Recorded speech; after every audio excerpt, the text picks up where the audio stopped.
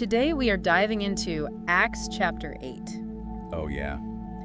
It's a pretty pivotal chapter in early Christian history. It is. A story full of drama and intrigue and some seriously thought-provoking moments about the nature of faith and power. Right. So buckle up. Absolutely. Because we're about to encounter some larger-than-life characters like Saul, soon to be Paul. Before he was Paul. Right. Yeah. Philip, and a certain sorcerer named Simon. Simon the sorcerer. Who causes quite a stir. Yeah. Acts chapter 8 is so fascinating because it really marks a major turning point for the early church. I see. We see Christianity pushing beyond the familiar confines of Jerusalem and encountering new challenges, new people, and new understandings of what it means to follow Jesus. So the chapter opens with this wave of persecution against Christians in Jerusalem. Right. And it's described as pretty intense. It was a brutal time. You know, Saul, before his dramatic conversion, was leading the charge against these early believers. People were being arrested, imprisoned, and scattered from their homes. Wow. You know, it was an attempt to stamp out the new faith completely. So you have this situation where these believers are being forced to flee. Yeah. To leave everything behind. Right. What happens next? Well, here's where things get interesting. This attempt to squash the movement actually backfires. The scattering of believers leads to the spread of the gospel to new regions. Wow. It's like scattering seeds. They take root in unexpected places. So it's almost like the opposite of what the persecutors intended happened. Right. Christianity began to flourish outside of Jerusalem. Exactly. It's pretty resilient. Resilience is definitely a theme here, and it speaks to the power of belief and the dedication of these early Christians. They didn't let fear silence them. They continued sharing their faith wherever they went. And that brings us to one of the key figures in this chapter, Philip. Yes. He ends up in Samaria. He does. A region that historically had a lot of tension with Jerusalem. Absolutely. The Jews and Samaritans had a long and complicated history. Marked by conflict and prejudice. Right. They were considered rivals. Separated by religious and cultural differences. Gotcha. So Philip's mission to Samaria is a huge deal. It signifies a major shift in the early church's understanding of its mission. It's like they're saying, hey, the message of Jesus is for everyone. Exactly. Not just a select few. And this theme of inclusivity becomes even more prominent as the story unfolds. But let's get back to Philip. The text really brings his ministry in Samaria to life. Yeah, there are some pretty vivid descriptions of miracles, healings, people being freed from evil spirits. It sounds pretty chaotic. It was a time of great upheaval and transformation. Yeah. Philip's preaching captivated the people, and the power of God was on full display. It would have been quite a spectacle to witness. And that's where Simon the sorcerer comes onto the scene, right? Yes, he does. He's already a well-known figure in Samaria. Right. But what's his reaction to all of this? Well, imagine you're Simon, used to commanding attention with your magic. Yeah. And suddenly you're witnessing something that far surpasses anything you've ever done. He's drawn to the spectacle. Right. But he's also deeply intrigued by the power behind it. Ultimately, he converts and is baptized.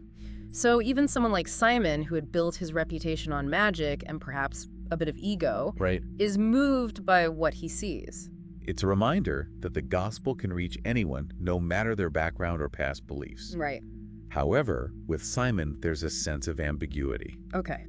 Is his conversion genuine? Or is there something else motivating him? Interesting. His understanding of power, both spiritual and worldly, is about to be challenged in a big way. Okay, now I'm really intrigued. It sounds like there's more to Simon's story than meets the eye. There is. What happens next? So we left off with Simon's baptism, but it sounds like there might be some deeper motivations at play here. It makes you wonder, what did he really understand about this new faith? That's the million-dollar question. Yeah. And it's about to be put to the test. Yeah. Where it gets back to Jerusalem. That's Samaria's embracing Christianity. So they send Peter and John to check it out. Okay, so these are major figures in the early church. They are. What's their role in Samaria?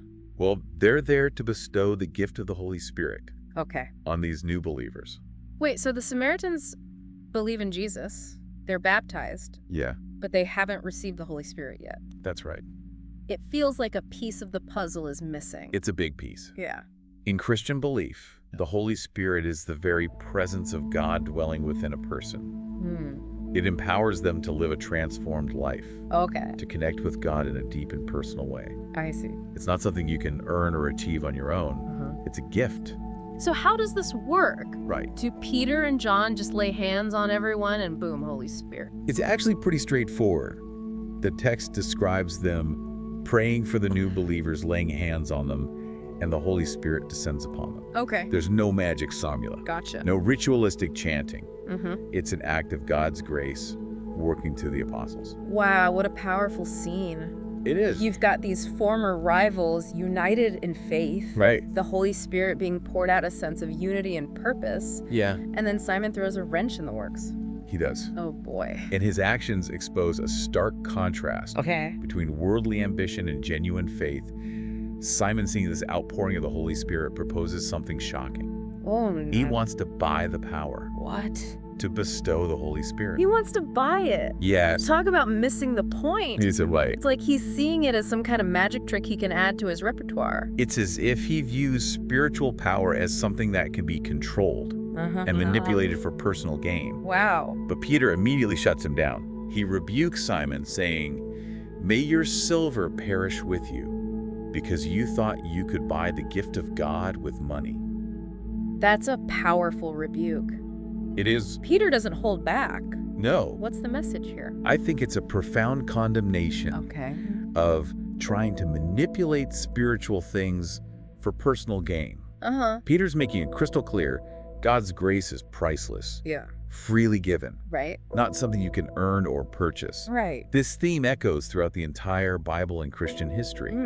You can't put a price tag on genuine faith. You know, it makes you think about our own tendencies today. Yeah. We live in a world where everything seems to be for sale. Right. And we can get caught up in this mindset of trying to buy happiness, peace, or even enlightenment. You're absolutely right. Whether it's through self-help programs, material possessions, or social status, we can fall into the trap of believing that we can control or manipulate our way to spiritual fulfillment. So what happens to Simon after this confrontation? Does he just slink off in shame? He's definitely shaken, even fearful. Okay. He asks Peter and John to pray for him. But the text leaves it open to interpretation, whether this is true remorse for his actions or simply fear of the consequences. It's almost like we're left wondering, did he truly grasp the gravity of what he was trying to do? Right. Did he understand the nature of true faith? It's one of the things that makes this story so compelling. It challenges us to examine our own hearts. But before we get too deep into that, there's another incredible encounter we need to talk about. Philip and the Ethiopian eunuch. Oh, yes. This is one of my favorite stories in Acts. Yeah. It's so full of mystery and meaning, so set the scene. Okay. Where do we find Philip now? We're suddenly whisked away from Samaria. Okay. An angel of the Lord instructs Philip to travel south on a desolate road to Gaza. It's a place you wouldn't expect much action. It sounds like a pretty isolated, barren setting. Exactly. Yeah. But that's where Philip encounters a high-ranking Ethiopian official, a eunuch, who serves the queen of Ethiopia. He's just returned from worshiping in Jerusalem and is now heading home, reading from the prophet Isaiah. Wait, a eunuch? Yes. That detail feels significant. It's hugely significant. Okay. Eunuchs held a unique position in ancient societies, often facing exclusion from certain religious and social roles. Right. So the fact that this Ethiopian official is seeking God in Jerusalem and encounters Philip speaks volumes about the increasingly inclusive nature of early Christianity. It's like they're saying, come as you are. Exactly. It's beautiful. It is. But why Isaiah? Right. What's special about that text? The passage the eunuch is reading is a prophecy about a suffering servant who is led like a lamb to the slaughter. He's confused, asking Philip, who is the prophet talking about, himself or someone else? He's struggling to understand. And then Philip, guided by the Holy Spirit, steps in. It's like a divinely orchestrated encounter. Precisely. Philip seizes this opportunity to explain that the prophecy points to Jesus, his suffering, death, and resurrection. He connects the dots, revealing the true meaning of the text. And what's the eunuch's reaction? He's immediately moved by Philip's explanation. Oh, wow. And asked to be baptized. Right then and there, they come to some water, and Philip baptizes him. Wow. It's a spontaneous and beautiful moment of conversion. This story always gives me chills. Yeah. It's a reminder that God can work in the most unexpected ways and places. He can. But then it gets even more mysterious what happens next. Just as suddenly as he appeared, Philip vanishes. What? The text says, "The Spirit of the Lord carried Philip away, and the eunuch saw him no more." Wow. He continues his journey, rejoicing in his newfound faith, while Philip is found miles away in Azotus. He's gone. He is. It's like a biblical magic trick. What do you make of Philip's sudden departure? It's definitely dramatic. I think it emphasizes that Philip was merely an instrument, and the real power was coming from God. What are your thoughts? That makes sense. It shifts the focus from the human messenger to the divine message itself. We've journeyed from the persecution in Jerusalem. We have. To the bustling streets of Samaria. Right. And even found ourselves on a deserted road Yeah. with a chariot and a vanishing evangelist. Yes. Acts chapter 8 certainly takes us on some unexpected twists and turns. It does. And through it all, we see this overarching theme of the unstoppable spread of the Christian message, no matter the obstacle. Yeah. No matter the circumstance of the chase, the gospel finds a way to break through. It makes you think about those early believers scattered and facing such intense persecution. They could have easily given up, retreated back into their old lives, but they didn't. They just kept sharing their faith even when it was dangerous. Their courage and resilience are truly inspiring. Yeah. They understood that the message of Jesus was worth the risk, worth the sacrifice. Yeah. And in a way, their scattering became a catalyst for growth. They planted seeds of faith in new territories, expanding the reach of the early church. And we see the power of the Holy Spirit weaving through this whole chapter, guiding Philip, empowering the believers, Right. and ultimately bringing about transformation in unexpected places. The Holy Spirit isn't bound by geography or social status. Right. It transcends those boundaries, drawing people from all walks of life into this shared experience of faith. It's like a universal language that speaks to the deepest longings of the human heart. But it's not all sunshine and miracles, is it? Right. We have Simon the sorcerer trying to buy the Holy Spirit, Oh, yeah. which really highlights the danger of confusing worldly power with genuine faith. Simon's story serves as a cautionary tale. Mm-hmm. He wanted to harness spiritual power for his own gain, to control and manipulate it. Right. It's a temptation we all face in different ways. Mm-hmm. We can be tempted to seek shortcuts or try to earn God's favor. But Acts chapter 8 reminds us that true faith is about surrender, humility, and recognizing that God's grace is a gift, not a commodity. His story makes you think about what we value most in our own lives. What are we willing to pay for? Are we seeking genuine transformation or simply a quick fix?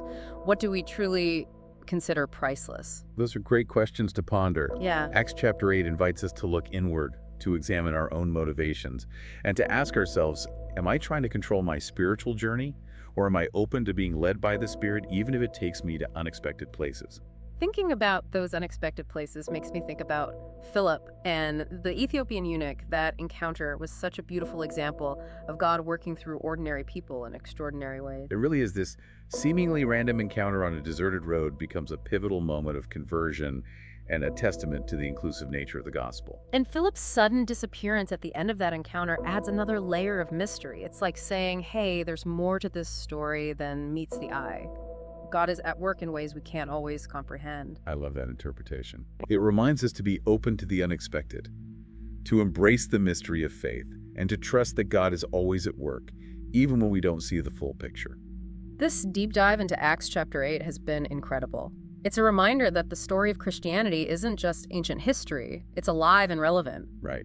It challenges us to examine our own hearts, to be open to the unexpected workings of the Holy Spirit, and to live out our faith in a world that desperately needs it.